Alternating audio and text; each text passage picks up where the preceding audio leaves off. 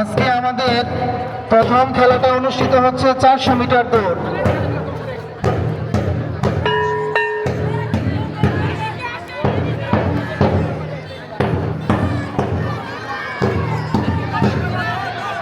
আমরা দেখতে চাই আজকে কে প্রথম হবে, কে কাকে এরা প্রথম হয়ে যাবে, আমরা সেটা আজকে দেখতে চাই। আজ আমাদের বিদ্যালয়ের বার্ষিক ক্রীড়া প্রতিযোগিতা উপলক্ষে মাঠ জুড়ে উৎসবমুখর পরিবেশ। সকাল থেকেই শিক্ষার্থী, শিক্ষক ও অভিভাবকদের উপস্থিতিতে মাঠ কানায় কানায় পূর্ণ। খেলার মাঠ আমাদের শেখায় শৃঙ্খলা, দলগত কাজ।